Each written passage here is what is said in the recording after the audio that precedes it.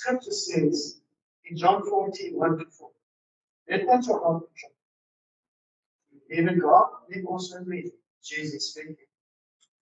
In my Father's house are many mansions. If it were not so, I would have told you. I go to prepare a place for you. And if I go and prepare a place for you, I will come again and receive you to myself.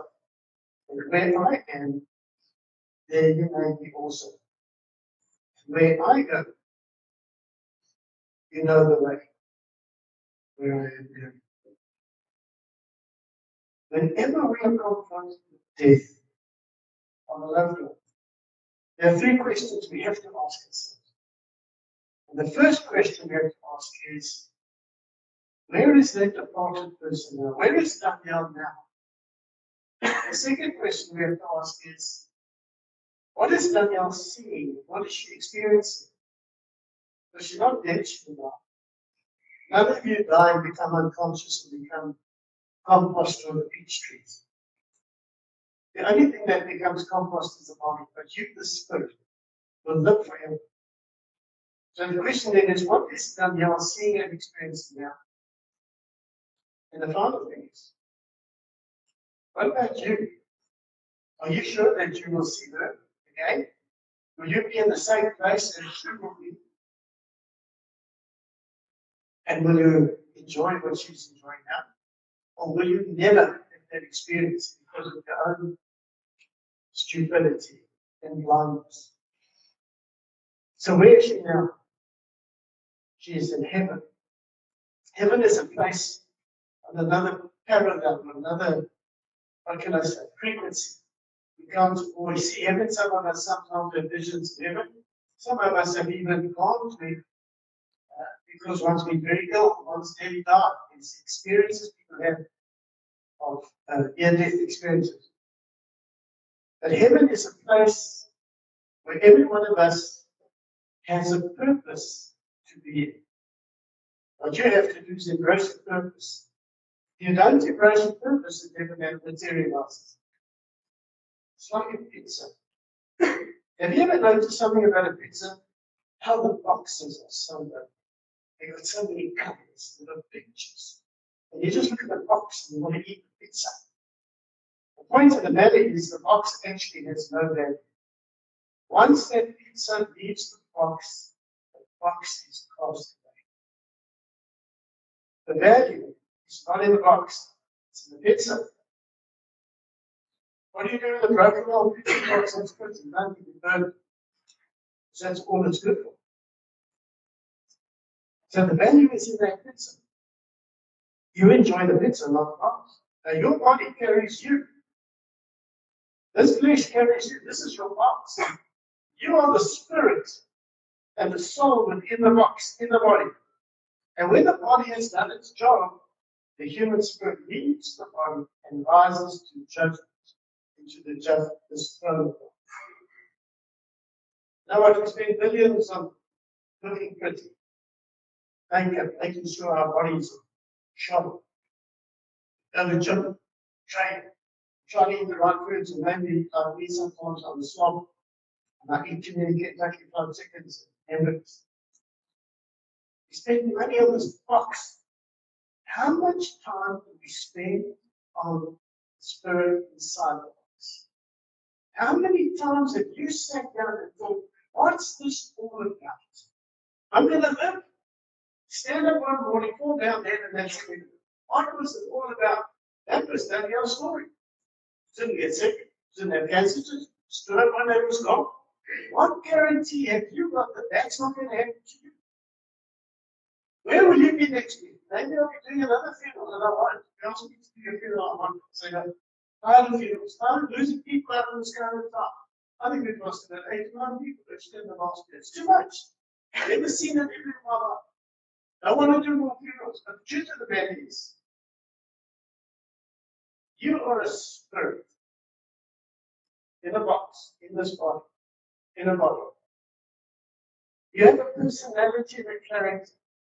You have intelligence. It's not in the box, it's in the spirit.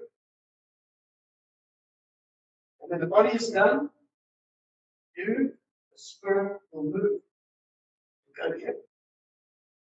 And if you think you're somebody special that it won't happen to you, you're fooling yourself. It will happen to all of us, including you. That's the way. That's the way of life. So the question is, if that's what's going to happen, what am I going to experience when I get to heaven? You know, when I was a kid, my mother had this very ornate jewelry box. It had ivory on it and some green kind of stone on it. And we as kids loved to play with the trinkets. My mother had rings and necklaces, chains, and we'd sneak into her room while she wasn't there, me and my sister. We'd take down this box, we'd open the box, and we'd spend hours playing with what was inside. The box made nothing to us. It was what was inside. Let me tell you something. Your value is what's inside of it. Danielle was very, very precious in many ways. She had a wonderful character, she had a great laugh. She was also naughty. She wasn't perfect. But she was pretty. But you know what the things about that? She had a very pretty box. She had lovely hair. She had incredible eyes. Stared you down. Man, it scared me. Nobody else thinks it. Okay. And she had a good figure. She was a beautiful girl as far as I was concerned. She was pretty. But that box is now in fire. Any of them go. Real value is in your way. And this can happen to everyone. And if it happens to you, are you ready for it? Can you cope with it if it happens? If you leave this building now this afternoon and you're in a car crash and you die, are you ready with the treasure inside of you, that treasure to go to God? Are you ready? Have you made your heart right with God? Have you spent some time talking about what's inside of you? Have you spent some time talking about heaven? No, we never talk about heaven. Why don't we talk about heaven? Heaven is a wonderful place. Have you ever thought about what goes on in heaven? What does it look like? Are there animals in heaven? The angels in heaven? I don't know. But what about all the other stuff? What about the streets of gold and the houses and the body of Jesus and our God to prepare a place in many mansions in heaven? What about you and your mansion? Have you ever thought about decorating your mansion? What color is your mansion? What color is the front door? Maybe it's blue, green, red. Have you ever thought about the animals in heaven? There's 4 horses of the apocalypse that Revelation talks about. How many horses are in heaven? You think it's just those 4? You think maybe there's a much more? See, we don't talk about heaven. So we don't set our eyes on heaven. So we don't think about heaven. And so when it comes to getting ourselves ready for heaven, we don't even know where to start. And that's the problem. You and I need to start talking about heaven because it's your final destination. You're going there. And if you're not with Christ, you're not going there to stay. You're going there to be cast out. You don't want that. That's crazy stuff. So I ask you very clearly, think about heaven. You say, I don't want to think about heaven. You have to. It's like insurance. Nobody likes to talk about insurance. What happened to you now? 100,000 paid out, million paid out. But you have to for the sake of your kids, for the sake of your life. There's some things in life we have to face. We don't have the choice because if we don't face it, we lose terribly. As I said earlier, it was wonderful to be in a place where Michelle and I were baptized. Minister the word of God to her. It was wonderful to try and speak to her on the phone and encourage her with her child. Danielle's great treasure is in heaven right now. And also is absolutely. She is not lost. She's simply in another place. What is she saying in heaven right now? You know what the Bible says? The kingdom, thy kingdom come, thy will be done in earth as it is in heaven. That's interesting. There's a lot of things going on earth that actually we'll see in heaven. How about trees? You think there are no trees in heaven? The Bible talks about trees in heaven. Trees of fruit. You're going to eat fruit. Now, I'm not a great fruit lover. And bad luck, they don't kill cows and give you steaks in heaven. Because there's no killing in there. It's not death in heaven, it's not. So I'm going to have to get this to the truth. But that's not. Jesus said that he will not drink of the kingdom, drink of the wine, until the kingdom becomes a reality. So there are going to be vines in heaven. And if there are vines in heaven, there's going to be vineyards. And if there are vineyards, there are going to be farms. I went to heaven one time, I was very ill. And I found myself in heaven before. And I thought, that's good. I was so amazed. I was like a little boy in a bush. I was going, wow, look at this, wow, look at that, wow. And the Lord said, I'll give you an angel to take you around, but you have to go back. You can't stay. My wife was picking back and down. She was gone for about 2 or 3 hours, and in those 3 hours, I was going to heaven. One of the things that really stuck, I saw a dairy. Now, I'm an ex-dairy farmer with my wife, so I understand that. And these 2 angels were walking these cows. And I don't believe what I'm seeing. And the angel that was with me began to laugh. He said, what's wrong with you? I said, what do you mean what's wrong with you? He said, don't you read the Bible? Let it be done on earth as it is in heaven. If heaven is a place of milk and honey, there must be cows. So we need to start to think about if there's streets of gold, how did the streets get there? How did the gold get into the service? Into whatever. Into the we're going to start thinking about this. If the angels in heaven, what do you think an angel looks like? That little cherub with the heart. I mean, come on, bro. No. The angels in heaven are mighty warriors. They have swords, they have shields. They dress like soldiers. Have you ever considered that God's given you angels to take care of you? Otherwise, you would be dead. You would be sitting there today. What does your angel look like? If you're hospital, what does your angel look like? How many angels have you given me? These are questions we need to ask. We can't live life blindly. She's seen plants. She's seen trees. She's seen the people that have gone before. When I was in heaven, I met my grandmother and Christmas grandmother having tea together. I stayed. I said, what are you girls doing? I'm having tea. I said, can I join you? They said, no. I said, why not? They said, because you're not a permanent. You have to come back. I said, oh, no, it's okay. No? Okay, I'll come back to you. And they were these 2 old grannies that looked like they were about 30, 33. And they had those old 1920 dresses. You know, when from the boobs down, it's just one big dress. And then it's like a tent. There's no shape to it. And I thought, that's like in the 1920s they wore all those dresses. And then I realized, hey, well, these grannies grew up in the 20s. So they would identify when they come to this. I was amazed. You see people in heaven that have gone before you. When you walk through the streets of heaven and Danielle comes to his house, you're not going to say, who are you? You're going to say, Danielle, how are you? I'm so glad to meet you. Because that's the truth. People have gone before us, and some of them are in heaven. We'll see you again. And I think that's the great hope. If we don't have that hope, if we don't have the hope that you're going to see your brother again, or your brother again, or your husband again, then what hope do you have? You have nothing. But if you put your heart in heaven and you start to say, Lord, I want to see my parents, I want to see my brother and sister, then the Lord is going to tell you that a few things you have to do in order to make sure that that's going to happen. Lastly, the scripture says this, that in heaven there's going to be a feast. And if there's going to be a feast, there's going to be food. And if there's food, then somebody's going to be grain, and somebody's going to be farmers in it. Strange stuff I'm talking about this afternoon. And I'm trying to stir your minds and your heart and your spirit to start thinking about eternity. You don't know if COVID's going to get you. Many people have died. So, my best friend died.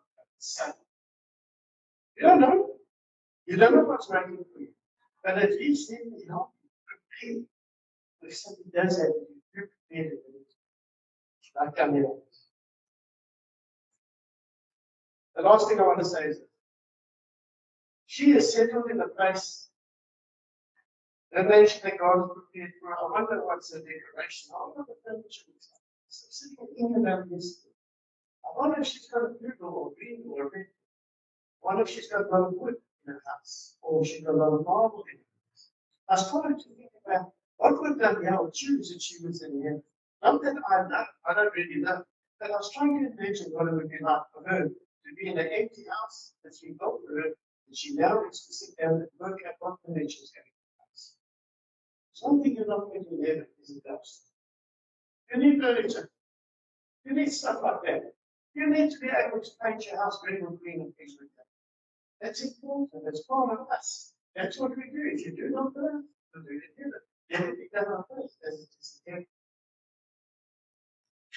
She's seeing the streets of gold.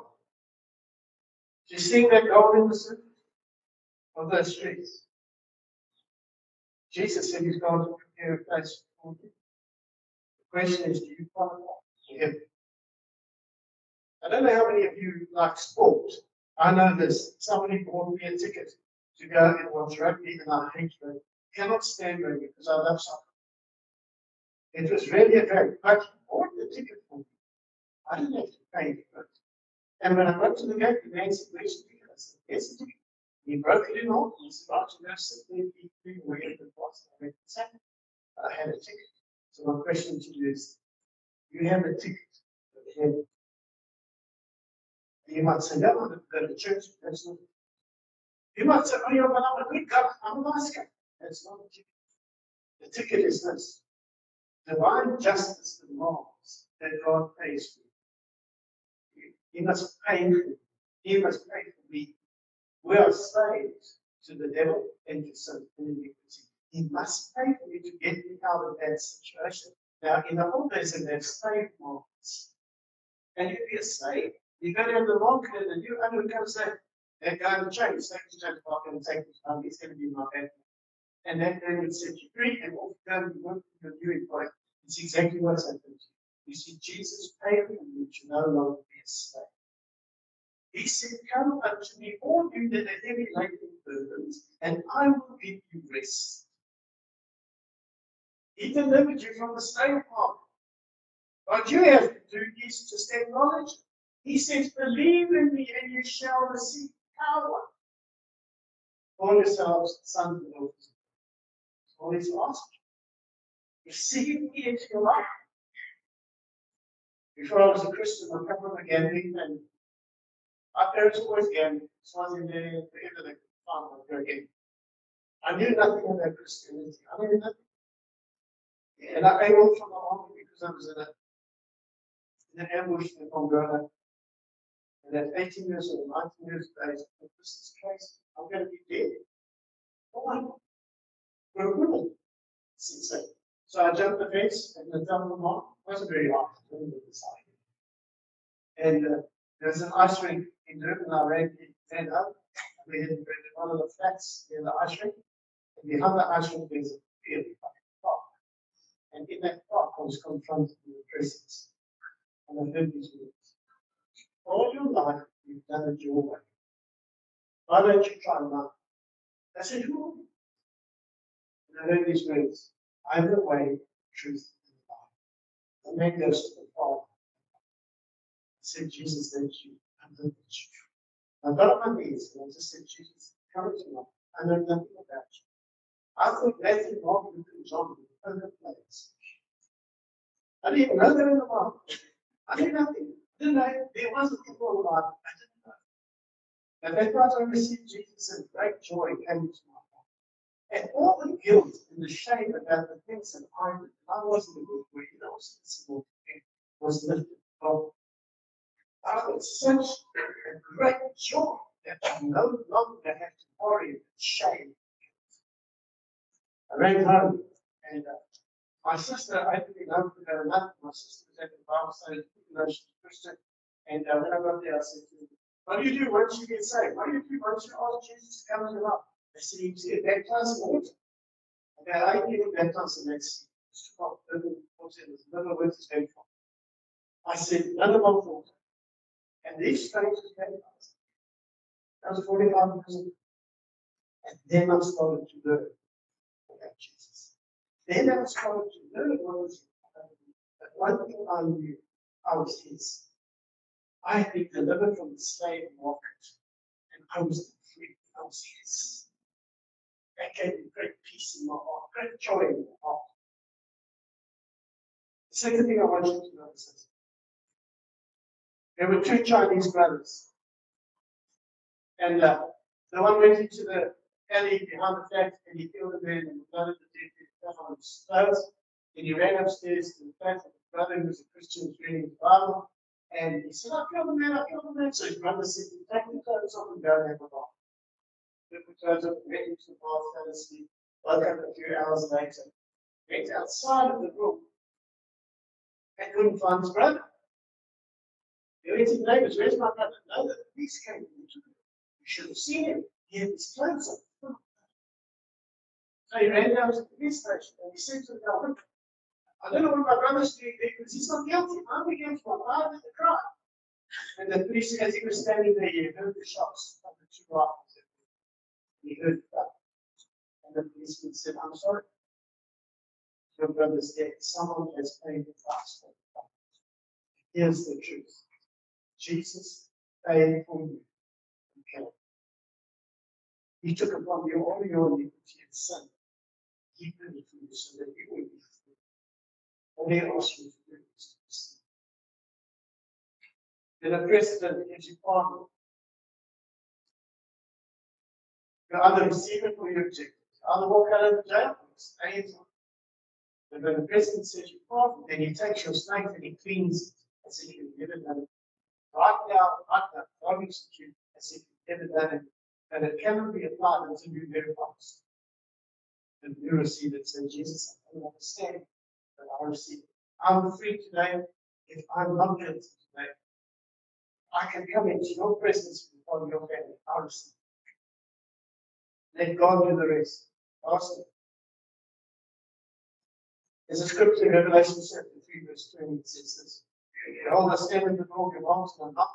If any man hears my voice and he opens the door, I will come into it. I will sup with him and he with me. Now here's the how it works in Israel. If you get someone moving into the neighborhood, the one thing that you would do is that you would invite them for dinner. And the reason why you do that is because you want to know who they are. You want to know where they come from. Jesus is standing at the door of your heart and he's knocking. He said, let me come in, come. Let me show you who I am. Not what churches have said or religious people say. Let him himself show you who he is. And then he says this. He says, I will get to know you, and you can get to know me. And I would say, no, maybe. Today I know it. Because over the years, over the 40 years that I've been talking to God, I've heard him tell me lots of things. In my history, and a lot of things I've done in my history. But what I do know is this.